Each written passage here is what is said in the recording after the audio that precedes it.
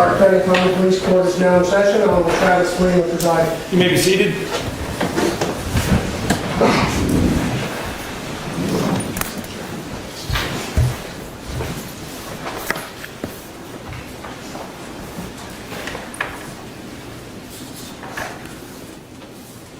On the record, case 24 CR 212, State of Ohio versus Zachary Gilbert. Right out of the gate, this case takes a sharp turn. What was supposed to be the beginning of a full bench trial is suddenly shifting gears because a guilty plea has landed on the judge's desk. That alone should tell you something big happened behind the scenes. This today was planned to begin the beginnings of a bench trial with opening statements. However, the court has been provided a signed guilty plea for consideration. In the courtroom is Ms. Quigley on behalf of the prosecutor's office, Mr. Pendle, defense counsel, Mr. Gilbert's present in the courtroom as well. I'm going to ask that Ms. Quigley provide an overview of the general terms of the agreement. I'll ask if Mr. Pendle make any comments on those general terms, and then I'll inquire whether or not there's any victim representatives who would like to make a statement as it relates solely to the plea today. So with that being said, Ms. Quigley, would you like to make a statement with regard to the general terms of the agreement being offered to the court? Yes, thank you, Your Honor. Your Honor, pursuant to discussions with defense counsel, plea was offered wherein the defendant would enter a plea to a lesser included offense of involuntary manslaughter as contained in count 1, as well as the gun specification. The state would be dismissing count 2. Pursuant to the plea, there's no recommendation in terms of sentencing. Each party would have the right to make recommendations at the time of sentencing. The state notified the victims of the potential of a plea. We were notified they were not happy. The state would note that the plea agreement has, at the top, it says no contest, where it's... This is a critical legal moment. Involuntary manslaughter is a massive downgrade from a potential murder charge.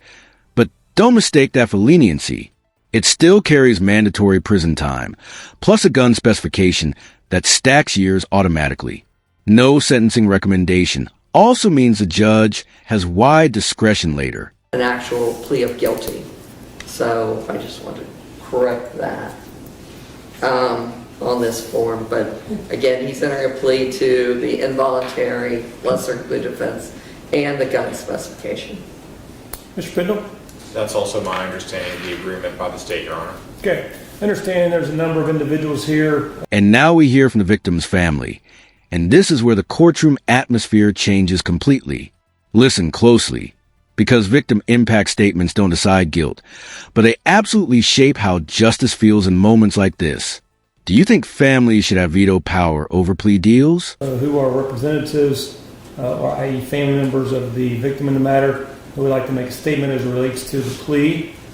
So if Michelle Otley would like to make a statement, you're welcome to stand up and give your piece to the court. Again, today's not sentencing. So what I want to hear from you, frankly, would be what are your feelings both in favor or against the plea that's being offered to the court? I am, Your Honor, I am 200% against this plea. I have told prosecutors from day one, including Jim Bennett, that if a plea came across the table that I would not accept it. I was told at that time, on day one, that if they came at them with a plea, would I agree with it? And I said no. And he said, that's good to know. Mr. Bennett said, that's good to know. He said, if they do come at us for a deal, you will be called first, and if you don't agree with it, then that will be the answer, no. I'm now being told that that's not the case, that I don't have a right. Well, my daughter's rights were already taken away. I'm being told from day one that we're going to go for nothing less than murder charge. We're going to do whatever it takes to get a murder charge. I get told today the reason they're not going after that murder charge is because of the time. Because there's going to be a few days in between the trial. And maybe you won't be able to decide because of those few days in between the trials. from Monday to Tuesday and then Wednesday to Sunday, that might cause some confusion. I am 1,000% against this plea deal. There is proof. There is proof after proof after proof that this man is guilty. There's even proof his mother's guilty, but she's not on trial. But Here's the hard truth. Prosecutors don't need the family's approval to offer a plea. It feels unfair and emotionally it is. But legally, the state controls charging decisions. That disconnect is often where families feel re-victimized by the system. I better sit down before I get out of line. Thank you for your statement. Latasha Otley as well, I think, believe wants to make a statement. Ms. Otley? Your Honor, I feel the plea should not be even on the table. You know as well as us that prosecutors have dropped the ball time and time again, and they swore that they were going to fight this case. My sister's a fighter. She fought her whole life, and according to the defendant, up until she took her last breath. Let that be proven. Without the trial, there's no justice being done. Involuntary, that's pretty much an accident. This was not an accident. And then still, he pleads no contest. That's not admitting guilt or innocence. Still, where's the remorse? Where's the guilt?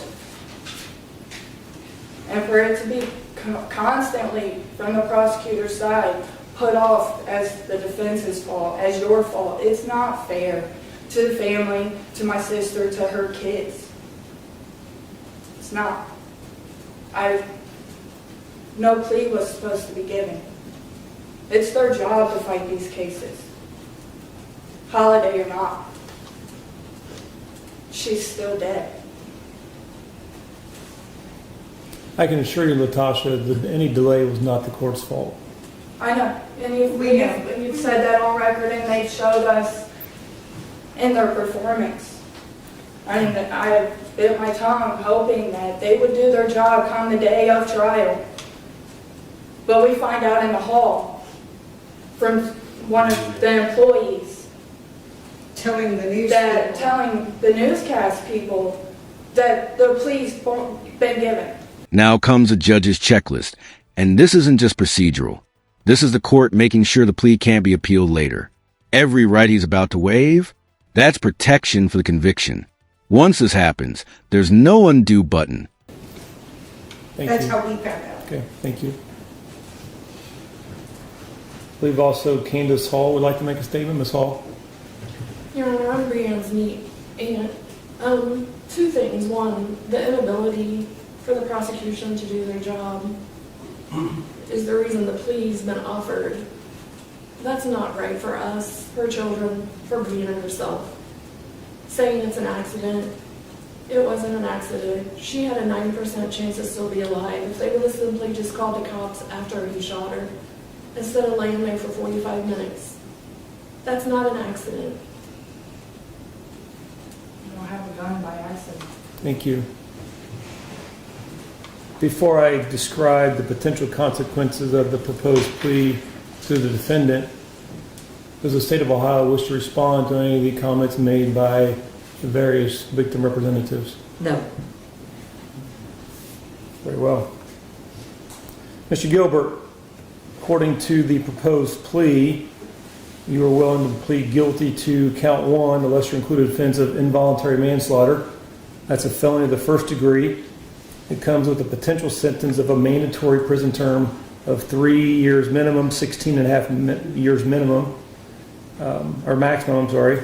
Maximum fine of $20,000. It also includes a mandatory consecutive 3-year term on a gun spec. Since prison would be mandatory, you'd also be subject to post-release control and supervision by the parole board for a mandatory 2 years minimum, 5 years maximum upon any release from prison. The court could also impose restitution, for which I'm not aware of there being any evidence of restitution. You'd also have to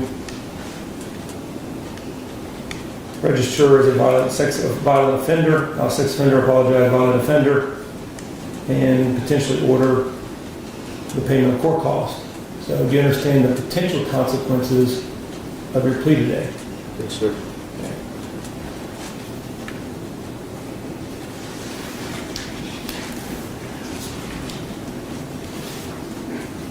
Mr. Gilbert, do you understand if you plead guilty to this lesser included offense of involuntary manslaughter, you're making a complete admission that you committed the allegations contained in the indictment that would support that charge?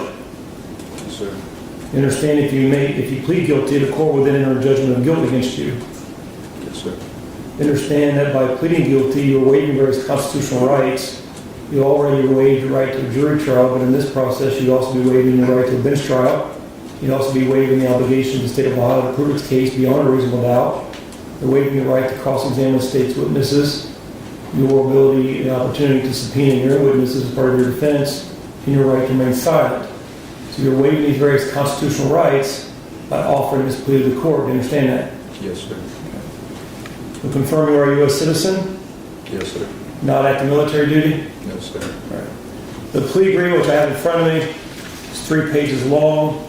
The third page appears to have your signature on it, dated today, December 19th, 2025. Do you recall reviewing and signing that document? Yes, sir. To the extent there's words or language in that document that perhaps you're not familiar with, are you satisfied with Mr. Pendle's explanation of this document to you? Yes, sir. Speaking of Mr. Pendle, I'm sure you've had a number of conversations and meetings with him over the last several months. You've talked about your case, the allegations in the indictment, even a number of the items of evidence produced by the state of Ohio during discovery, even some defense strategies. Are you satisfied with Mr. Pendle's representation of you in this case? Yes, sir. A couple personal questions, Mr. Gilbert. Are you currently taking any prescribed medications? Yes, sir. I don't need to know what those are, but I do want to learn more about their effects. Do they affect your ability to understand matters, make decisions, or remember events clearly? No. Have you taken any alcohol or illegal drugs in the past 2 days? No, sir. Do you suffer from any mental illness or psychological limitations? I have a few diagnoses with mental health. Okay. Let me inquire about that or those conditions. Do those conditions affect your ability to understand matters, make decisions, or remember events clearly? No, sir. Okay. Anybody threaten or force you into signing this plea agreement? No, sir. Anybody make you any promises, including what kind of sentence this court may ultimately hand down? No, sir.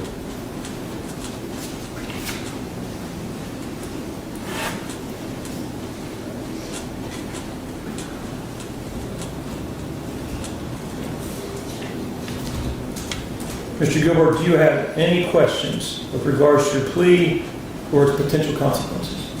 No, sir. Any further, Ms. Quigley? No, Your Honor. Mr. Pendle? No, Your Honor. Okay.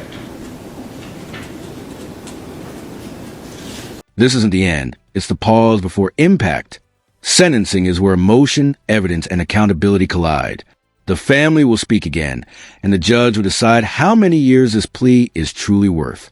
January 26th is the date that really matters.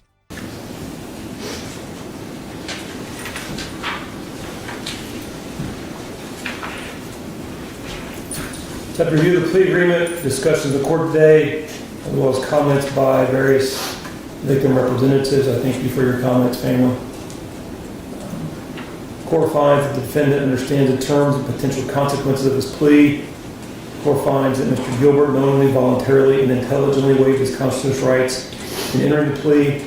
So Mr. Gilbert, with regards to count 1, the lesser included offense of involuntary manslaughter, a felony of the first degree, how do you plead?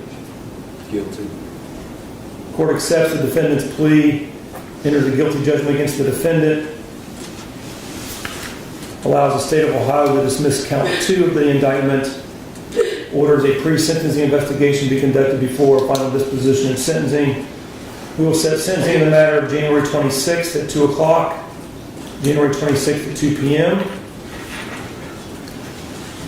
Between now and then, I have you work with our probation department, completing a questionnaire and an interview on a pre-sentencing investigation and information we compiled into the report, shared with your counsel, state's counsel, and the court prior to sentencing.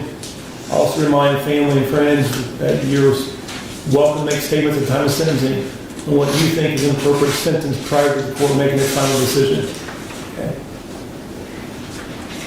Also remind Mr. Gilbert that the conditions of bond and the bond itself remain in play until sentencing is imposed. Any further, Ms. Quigley? Your Honor, with regard to the gun specification, the court would also accept that also.